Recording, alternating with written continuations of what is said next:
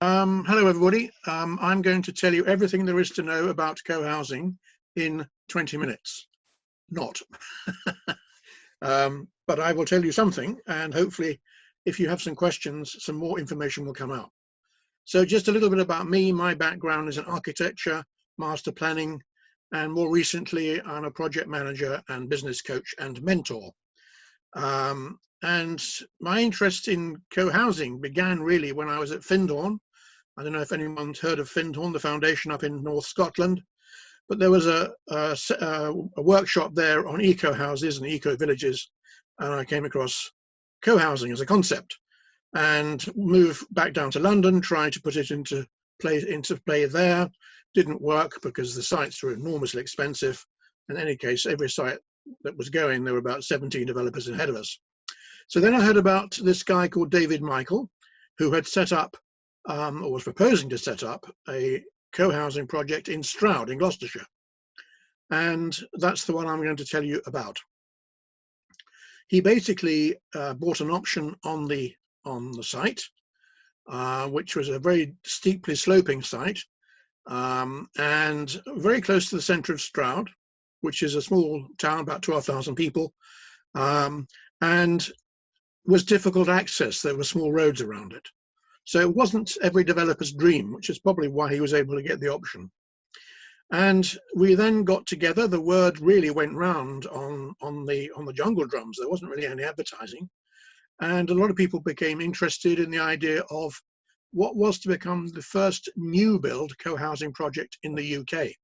Because up to that time, people had done co-housing, but they divided up big old houses and sort of made flats on the first floor in the stable block or whatever, and used the big reception rooms on the ground floor as the what's called the common house, where the common facilities are. But this was the first new build, and this was in 2000, so 20 years ago.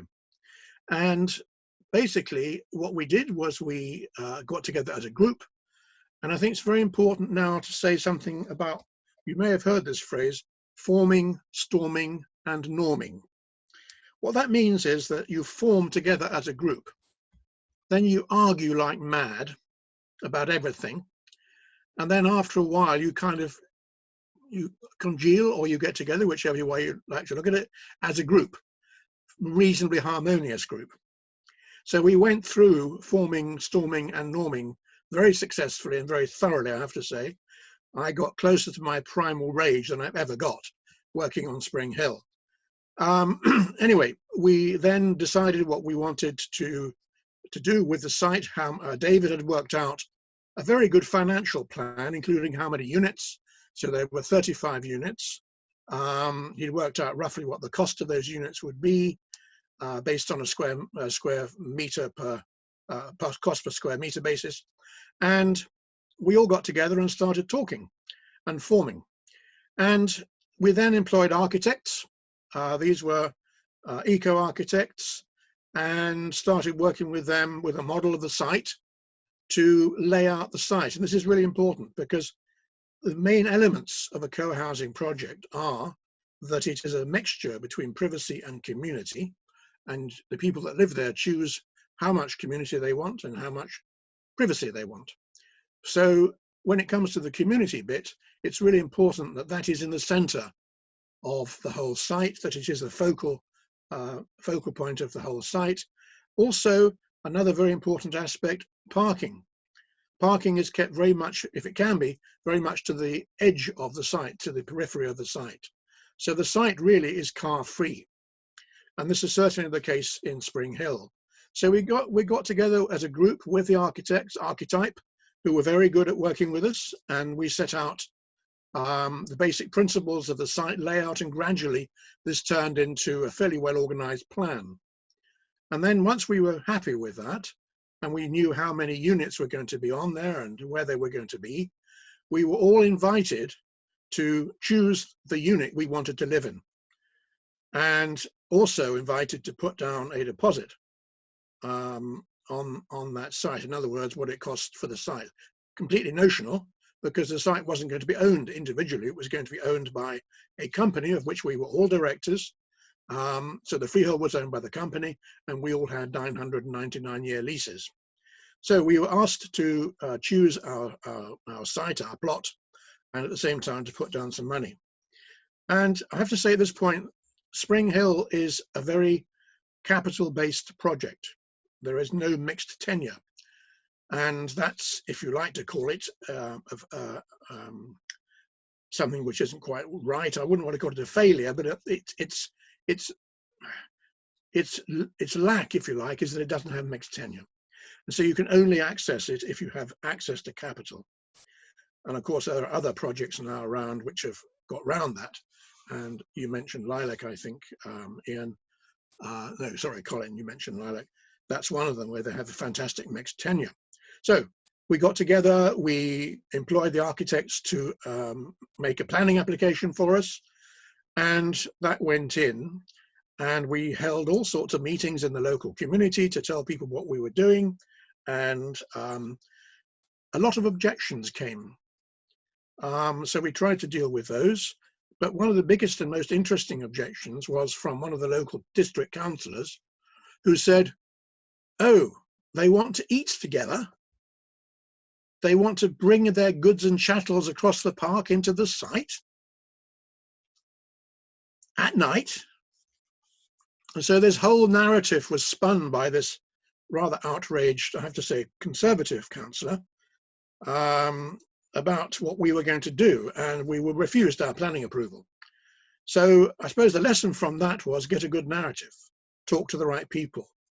We thought we'd done that, but we hadn't done it enough. Anyway, we appealed, and it turns out, you probably know that people eating together is not a reason for refusing planning approval.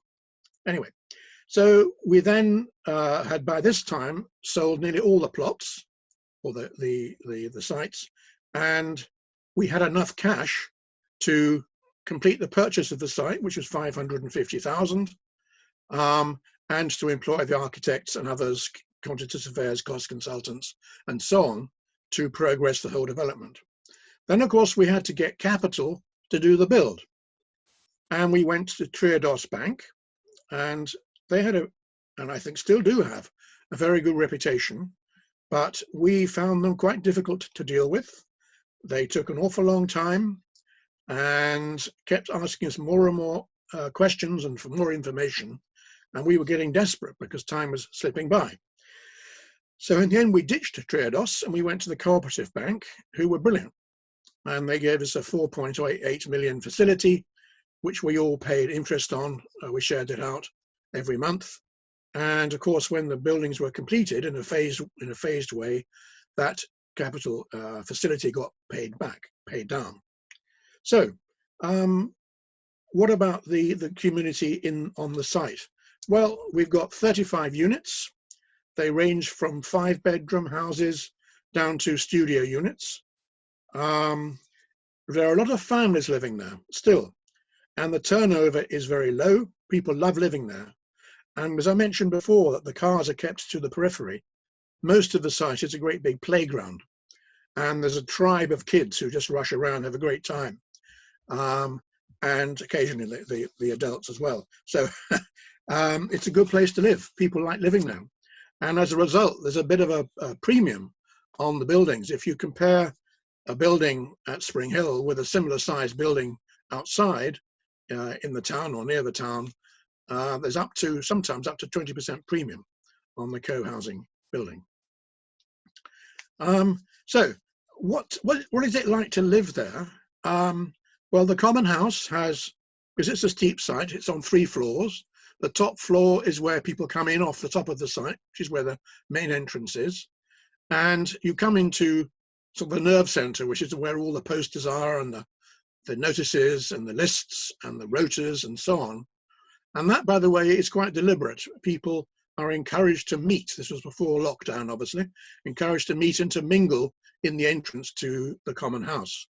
And one of the things we failed to do, I think, and we should have done, was to ensure that all the post boxes were in the same space, so that again people mingled as they went to collect their post. Anyway, you go from there into the dining area and the kitchen, and the dining area at a push can hold about 55 or 60 people sitting down to eat. And there's a more or less commercial sized kitchen there to support that. And at the moment, they eat 3 nights a week, Wednesday, Thursday, Friday. There's a very nice meal provided. Below that is what's called the meeting room. It's the entire floor is given over to one room. So that's where yoga happens, where meetings happen, cinema, theatre, pantomime every year. All these sorts of things go on in that room. And below that, on the ground floor, are workshops and a play space and a laundrette. And this is another thing. We intended at the beginning to have a very well supplied, well equipped laundrette, so people didn't need to have individual washing machines, because one of the points of co-housing is that we share stuff. At Spring Hill, there are 35 units and 1 lawnmower. Why would you want 35 lawnmowers?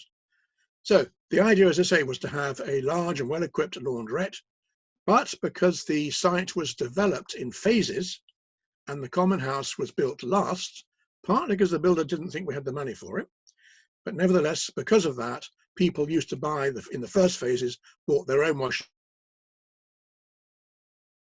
machine, much smaller than we originally intended, but it's still used by people in the studio units, so it's a valuable resource. As far as what we have to do as a community, we're required to, well, when I was there, I was required to cook once a month with 3 other people, so there were 4 of us, and it's a wonderful way of getting to know people, and it's also a wonderful lesson in not being too rude to people, because then you have to cook with them later and they might be wielding a large knife. So we got to know each other quite well, and actually cooking together is great fun, I find. I love it. And we also had to clear up after our cooking, so we used very few implements. When people have a different team to do the clear up, the cooks use everything, in my experience. So we cooked basically meals, and the big decision, of course, was, are these to be vegetarian meals or partly vegetarian?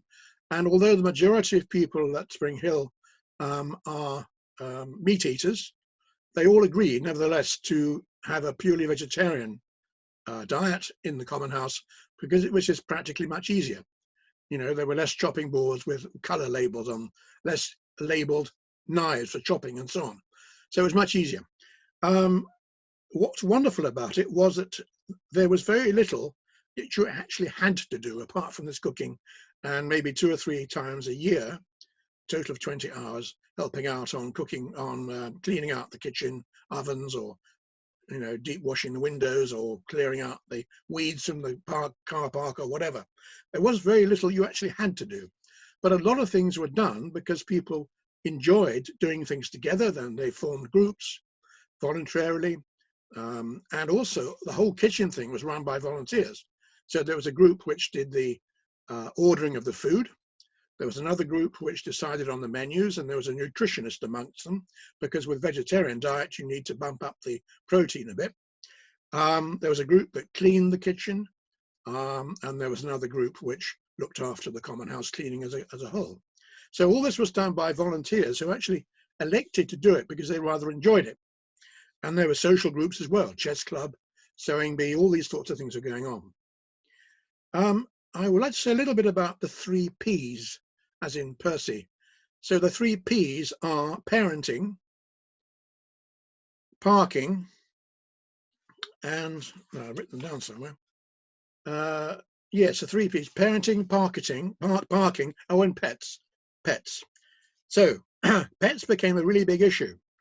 And what we eventually ended up deciding was that people who had a beloved cat or a beloved dog could bring it with. But when it came to wanting another or a new pet, cats had to be part of a quota, and there were 14 cats on the quota. That was the maximum.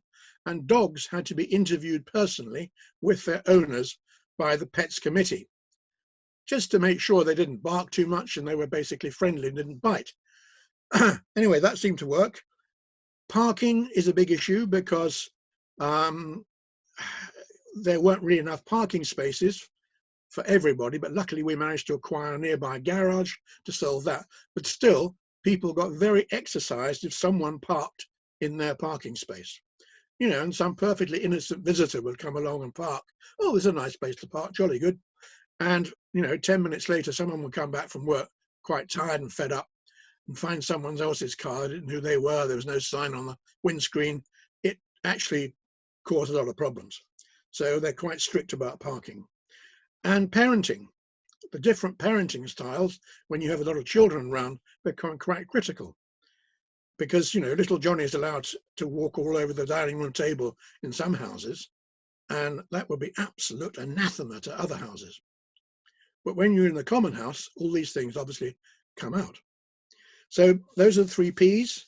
What else to say? Yes, we decided on a lift because of the site being so steep and there being a 3-story common house, and that was invaluable when it came to bringing in their furniture, because you couldn't really get a removal van down to the bottom of the site, so it went down through the lift.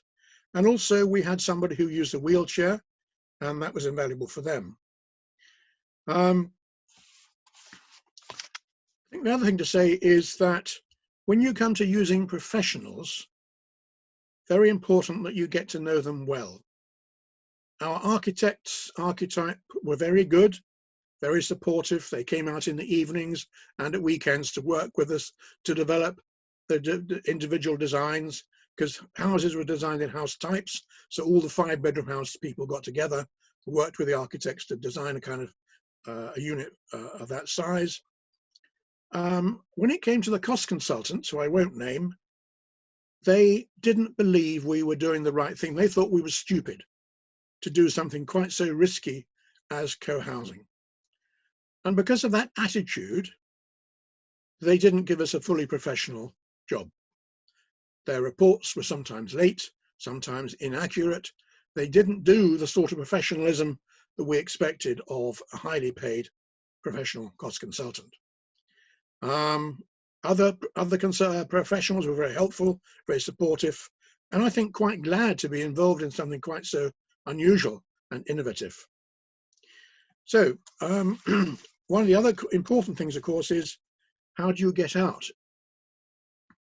So the legal model, as I say, was that everybody who lived there had a share in the company which owned the freehold, just a regular, simple, limited company. And everybody had a 999-year lease on their individual unit. And that actually works very well as a sort of self-balancing mechanism.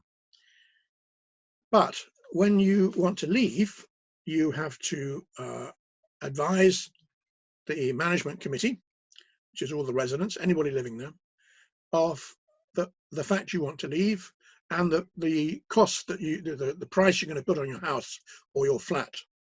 And then there's a 28-day period from that time when co-housing as a whole can elect people to make an offer. You don't have to accept that offer, but it's kind of recognized that people do. If no one makes an offer from the co-housing group, as it were, it goes on the open market. So basically there's no control over who comes in, because anybody can buy it if they're not already snapped up by someone in the co-housing group, which often did happen, by the way. So in Denmark, which is where I went in the late 90s to look at how they were doing it there, we had a long weekend in Aarhus, and we saw 8 co-housing projects in a weekend. And what we learned there was that they're quite open about who comes in to join them. Their attitude was, well, they come and have a meal with us. If they like us and we like them, then they join. And pretty much that's what happened at Spring Hill. Now, I know other places, for example, you may have heard of a place called Ouch, Older Women's Co-housing. That's based in High Barnet in London. And it's older women only. And they have a very rigorous sort of monitoring and reviewing process before anyone can join them. I don't think the threshold that you mentioned, Colin, do the same. They have some sort of process, but it's not a very rigorous one. So, you know, you decide how you want to play this. It's up to you and your group. But basically, it's not that difficult to get out. And I think people would not have joined us had there been a really difficult way of getting out. Okay, so as I said before, it's quite a capital. It is a capital-based project. That was how it was. in some ways I regret that, but on the other hand, it did unlock a lot of pent up kind of enthusiasm and aspiration. And suddenly co-housing new build became a possibility, because a lot of people had told us you can't do it. And being a project manager, I don't like that. I like to do things that people say I can't do. So we did it. What I would say though is don't replicate Spring Hill in its financial terms, because what you need to work to now, and more people are doing this, is mixed tenure, which I think you mentioned, Colin. Co-housing needs to really focus on multi-tenancy. So Marmalade Lane, for example, in Cambridge, you probably heard about. Lilac, which Colin mentioned, which is really worth a visit. They have open days where they have this mutual home ownership.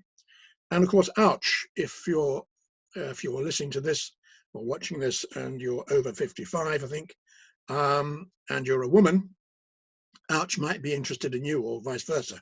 Anyway, I think the last thing I'd say is use the hub, because the hub is populated by people with a lot of experience, and they know how it feels to do this.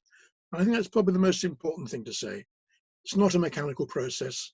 It's about how you feel, how you relate to your potential group members, because you've got to live with these people and mix with them. And as I say, chop onions with them.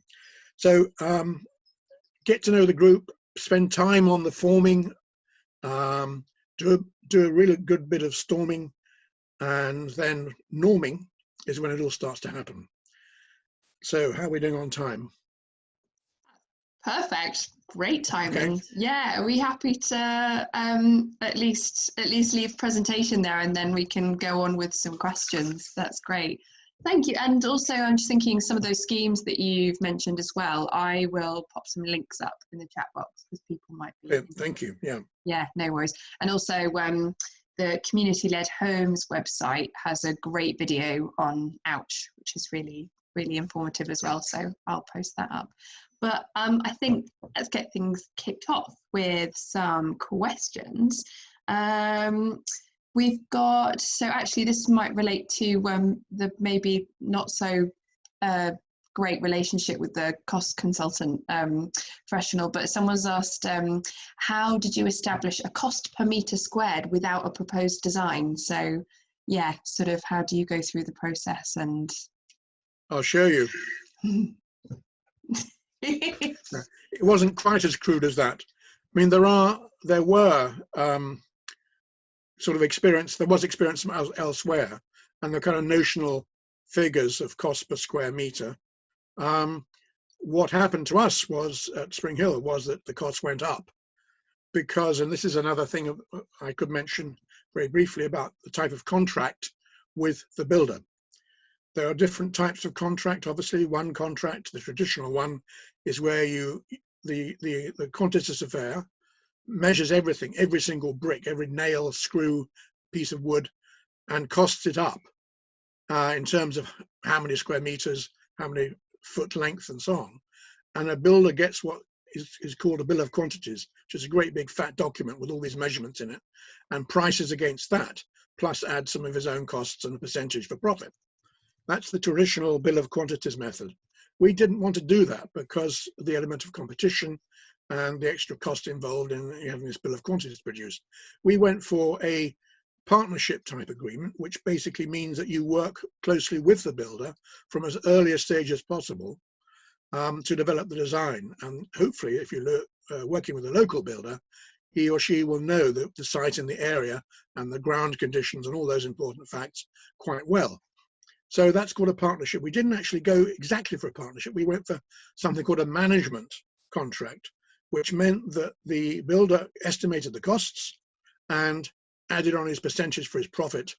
And we went on in that way. And he made all his calculations and all his bills and invoices absolutely open to us. So it was completely transparent. That was great, except it didn't give us cost certainty. And so hence the costs went up. And for some people that was quite difficult. Others had to, sell another property or get rid of shares or whatever. But it was a problem. And so I would certainly try and go for something where you got cost certainty. Nice one. Sorry, we got slightly off the question there. No, that was great. That was really great. Cool. Right. We've had another question from Robert Johnston. Sorry, not another question. First question from Robert. He said, "I'm impressed." I'm going to pronounce this wrong, even though you probably just said it. But he says, "I'm impressed you managed to visit so many co-housing communities in Aarhus. Aarhus. Aarhus. Aarhus. Aarhus. Aarhus. Brilliant. Thank you. If you want to be really sort of up to it, you'd have the big capital A with a little O above it. Ah, okay. Okay, that's good. Right. Oh, learning something today. It was a whistle-stop tour, I can tell you. Yeah, he's just said, "How did you arrange this?" We were very lucky. We didn't. We had a person living in co-housing in Aarhus who actually organised the whole thing for us. Nice. And accommodated us too. Just to add to that, and this is a bit sad really, but I was part of an EU Erasmus project the last couple of years, and it was with partners in Scandinavia. So last year we went to 4 co-housing projects around Copenhagen. So yes. I do have a very good contact of somebody very involved with co-ops and co-housing in Denmark. So if anyone wants to get in touch, I can always put them in touch. I mean, who knows when we'll actually be able to visit other countries, and sadly we certainly won't get EU money, but certainly they're very keen to share their experience. And I think it is very interesting to hear the experience of people in Denmark, because they've been doing this for a very, very long time. And one of the things that was very clear was that the kind of culture behind co-housing has evolved over the decades. And whereas, say in the 60s, it was more at the sort of commune type level, the way it's evolved, there's a lot more of what Max said at the beginning. There's always this trade-off between the sort of privacy element and the community element. And I think they've shifted a bit more towards the privacy element and less towards the community element. I mean, it still works as co-housing, but it's really interesting to see that range of different co-housing projects and how they've evolved. That's interesting. I mean, one thing which really struck me, the first piece of co-housing, the first co-housing project I ever saw when we first went to Denmark, I was struck how ordinary it looked. I guess I was expecting something quite extraordinary. No, it was very ordinary. It just looked like a load of rather nicely designed ordinary homes. And that is really important, because co-housing isn't some whiz-bang whatever. It's actually people creating nice homes and living in them, but the social architecture is what's different. The social architecture is what makes or breaks a co-housing project.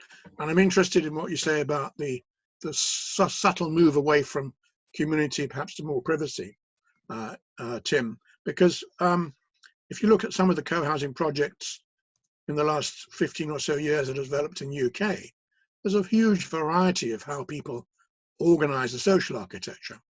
But I mean, basically, the great thing about co-housing is it is more collaborative. It is a way of inviting more neighborliness in. It's wonderful for low-income families, by the way, because a lot of the meals are very, very cheap. They can be had in the common house, so you're not using your own kitchen. So in many senses, it's also ecologically good. And sharing stuff makes it much cheaper. And co-housing as a model can be the sort of coat hanger for all sorts of projects. So I'm involved in a project for older people in Sussex, over 55s, men and women. But I'm also involved in a kind of a hybrid version of co-housing, which is called care housing, for people with life-limiting conditions, people with dementia or dyslexia or whatever it could be. But so, for example, with people with dementia, what's really important, and I've done work with the carers through the Ministry of Health, what's really important is to recognize the sacrifice that carers make.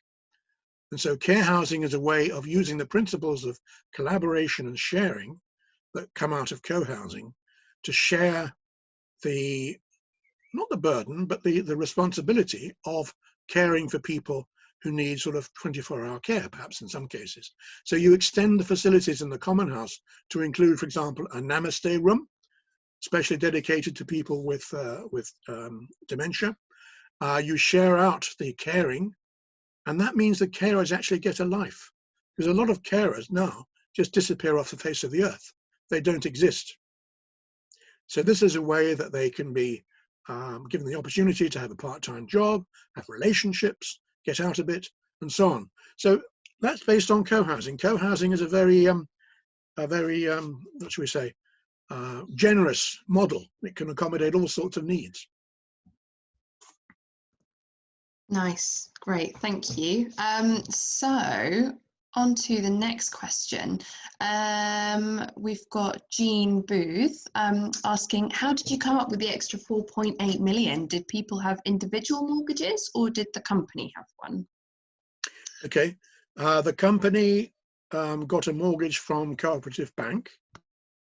It was more of a facility than a mortgage, because the idea was by the time the last people moved in, it would have all been paid off. So because the site was phased, I think there were 4 phases altogether, the people that moved in first got their individual mortgages on their homes, right? And by the way, these are not self-build mortgages. I think it's still the case. You can't get a self-build mortgage if your home is leasehold. Might be worth checking that. Nevertheless, these people that moved in first paid off part of the cost, and the facility with the Co-op Bank went down and gradually was paid off. So we ended up at the end of it with not owing anything as a company, and it was all individual mortgages, or people cashed in their savings or sold another property or whatever. Can I just, I'm conscious that one of the people on the call is Monica King from Bridport Co-Housing, and she might say that she doesn't want to share her Hello, experience. Monica. But I just wanted to say that the Bridport Co-Housing project is a very interesting project. It's ultimately going to be 53 housing, and it's got a very much a focus on affordability. So it's a very good, I mean, it addresses the issue that Max was saying about how do you achieve more of a mixed tenure amongst co-housing projects. I'll just see if I can just show you a quick picture of the plans, because they just went on site just before the lockdown, but hopefully it can get underway again. But I'll just see if I can show people this. Wait a minute.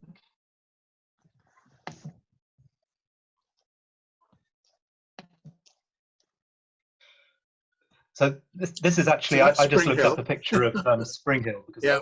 I was interested. Yeah. So that's the layout of Spring Hill. That's the archetype drawings of Spring Hill, and that's a picture of. I used to live top right. Top right. Okay. Yeah. In one of those. So that's Spring Hill, and then Bridport Co-Housing. So this is a site on the edge of Bridport. It's a beautiful site next to the hospital, but it's basically adjoining countryside, and it combines the houses, but it also has space for growing. That was one of the questions that was on the list. And this is, I just took this from the website, but I thought this was quite interesting, looking at the sort of shared ownership element of the site. So there's going to be shared ownership, but there's also rental, working with a housing association. So I just wanted to share some of those pictures just to give you an idea both of Spring Hill, but also of Bridport. And Jim, I don't know whether sorry. I wasn't sure whether Monica wanted to say anything about it.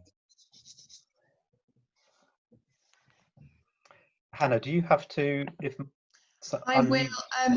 I said if Monica wanted to say anything, she could put her hand up. So I'll see. Oh, I think she might have done that. So I will get her in. Sorry. Hello, Monica. Oh, Monica's muted. I'm unmuted. It's fine. Great. Hello, Monica. Hello. Nice to see you again, Max. Indeed, yes, long time. I would say that the different forms of tenure are very important to us because, I suppose, partly because we become accessible to all sorts of people in the town. So we're going to have a splendid variety of people living there because some of them will be renters and some of them will be young families, and of course a lot of us who've been working on this for 10 years are not young, we're much older now. So I think that's helped. The mixed tenure has helped with our acceptability to Bridport people, and particularly that, you know, if it had just been some of us who'd started this off, it might have seemed like we were building a middle class enclave, but in fact, you know, that's no longer the case, and we're all really pleased about that. Can you say something about how you achieved this affordability aspect? I mean, which housing association, you know, did you eventually end up working with to support the project? Eventually is the word, because we have worked with several housing associations who have backed out, usually because of the impact over time of the banking crash of 2008. And now I've forgotten the question. I'm really sorry. No. Affordability. Yes. Yeah. Yeah. And it was going to be originally houses for sale and houses for rent, with the housing association building half of the site with houses for rent. We then ended up using the whole of the site rather than half of the site, because I suppose we didn't want a developer on the second half of the site. We bought it in two halves. So the fact that we're going to be 53 homes is not necessarily ideal, but we feel that we'll have enough people with enough initiative that we will make it work. We'll find out ways of working. So I guess we'll be somewhat experimental in that regard. It's a very good point, Monica, because one of the things I learned from the Danish experience, and I doubt really it's changed much, is that the kind of optimal size of a co-housing project is around 25 units. We stretched it to 35 in Spring Hill. And you know, it's about practical things like security. We had a big debate at Spring Hill. Should we have CCTV cameras? Should we have electrically operated gates? You know, what about people coming in and predators trying to grab our children? What about thieves, etc., etc.? And that was one point of view, that the CCTV and the razor wire. On the other end of the spectrum, where people have said, "Oh, it's okay, we'll get to know them. You know, it's fine. They'll just come through." And we ended up sort of nearer that end of the spectrum. And the reason we were able to do that is because we know everybody. 34 units, so about 75-ish people at any one time. You can know reasonably well 75 people and their children and their family members who come to visit. So if you see someone you don't recognize, you can go up to them very politely and say, "Are you lost? Can I help you? Are you looking for somewhere in particular?" And it's a very, very effective form of security. So we ended up with no gates at all. Yes, I'm sympathetic to that view myself. That, you know, that we'll work it out between us. And Yes. One of the things that we use is sociocracy, and I found it has been the most effective tool for a large group of people working together. And to be honest, I wouldn't want now to get involved in a community-led, certainly co-housing, without using something like sociocracy, because we have managed to find ways of encompassing the various views, which can be wide-ranging views. Yeah.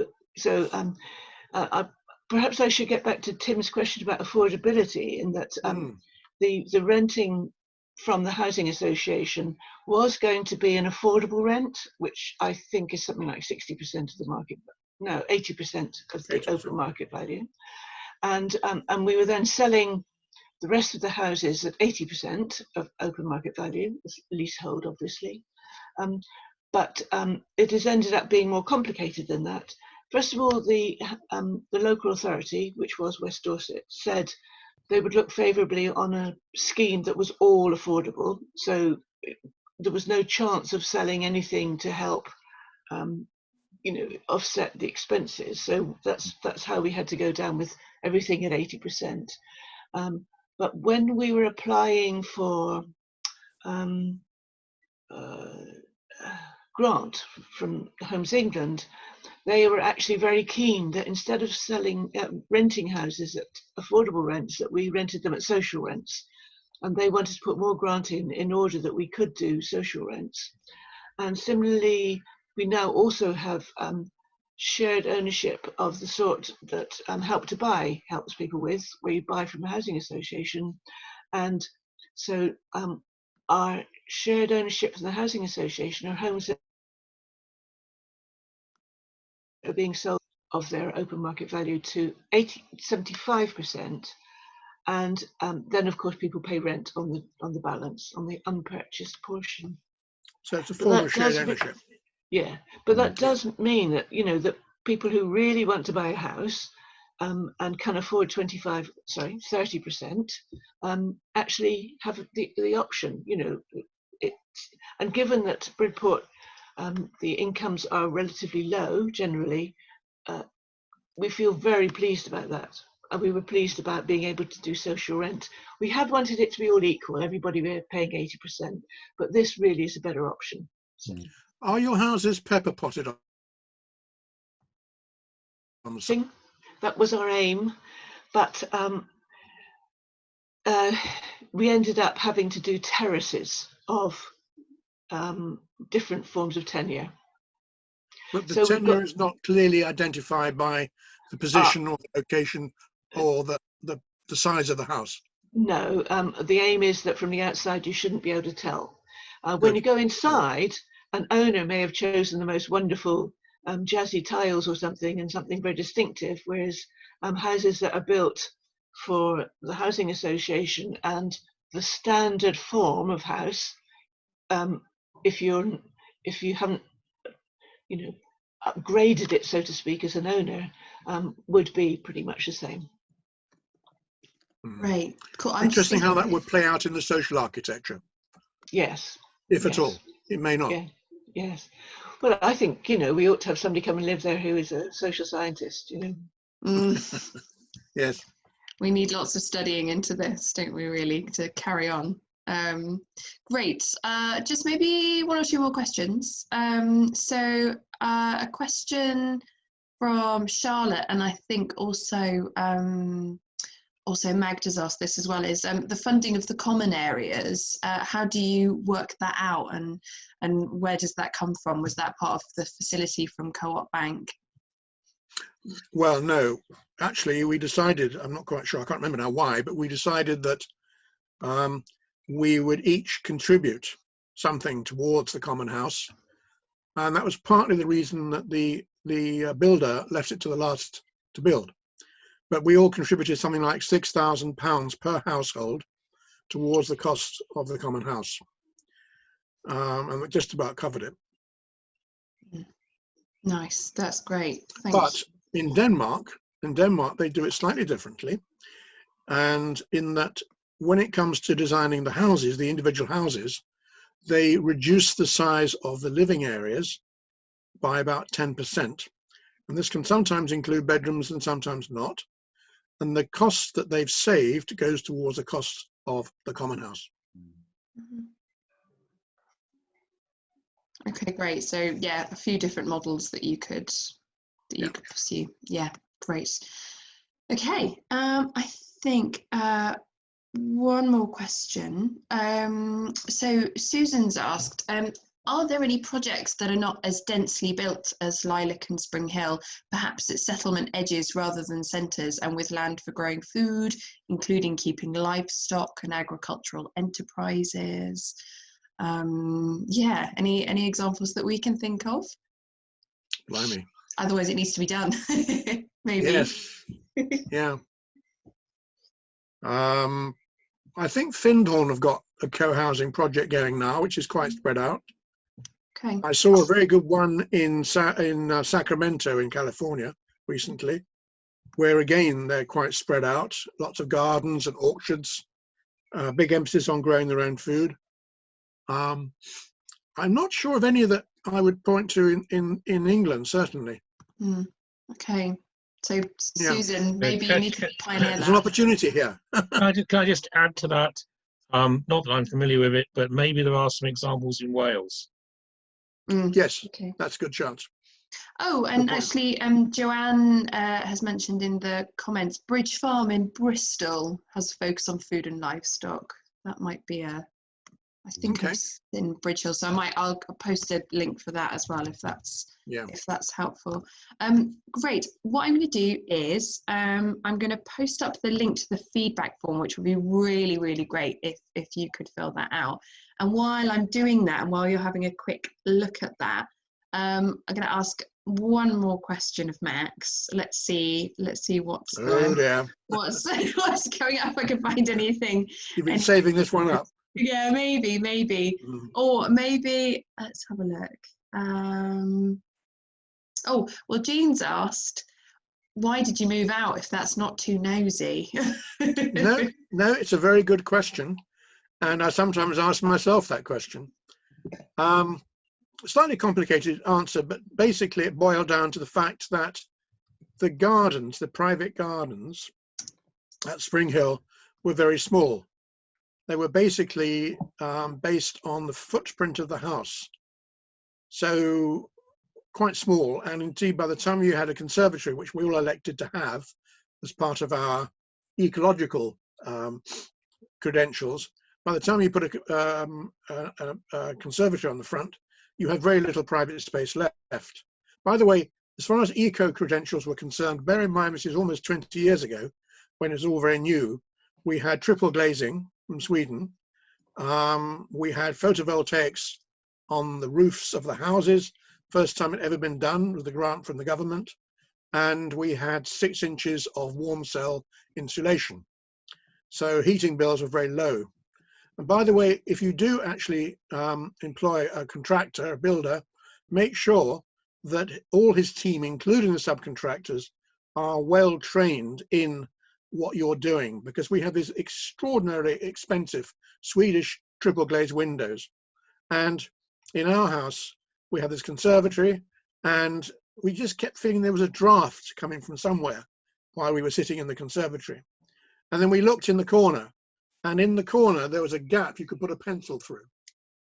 And the reason is because the conservatory had been put together, and all the windows had been installed by lusty lads from the Cotswolds who had no idea what they were doing really, other than, you know, screwing things together. They had no idea the concept of triple glazing or insulation or anything. They just wanged it together.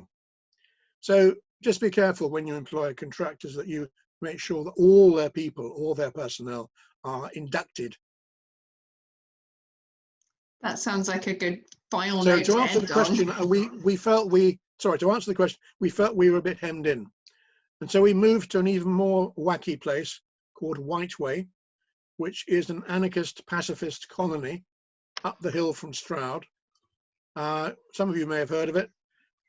It's not at all anarchist, by the way. It's actually quite sedentary, much to my disappointment. But we moved, and we have a reasonable sized garden, which our cat enjoys very much. So that was the main reason. Nice. That sounds good. All good things for consideration when, if anybody is listening who's starting the journey to and good luck with it. Create that we project. Need more of it. Co-housing is the answer. I think you're right there, Max. I think you're right. So yeah, to wrap things up, thank you so much, Max, and Monica as well for sharing your experiences. wish you all the best of luck with everything, particularly Bridport co-housing. Yeah, it'd be good great luck to with that. see how that goes. I will be sending out a follow-up email with a few links to some of the resources that we've mentioned. But apart from that, see you next week if you're joining us for our webinar on self-builds. If not, if you've not seen that already, that link will be going into the email as well. Great. One last thing I'd say, Hannah, if I could just, if anybody wants to be in touch, you're very welcome to share my email address. That's really If helpful. anybody has any more questions, something we haven't covered. I did say I'd try and cover everything that you need to know about co-housing, but probably haven't quite managed it. You did very well in the time that we gave you. Thank you. So, Right. great. All right, then I'll add that to the email as well. But apart from that, have a lovely afternoon, everyone, and take care. Cheerio. Thank you. Thanks for organising it. No worries.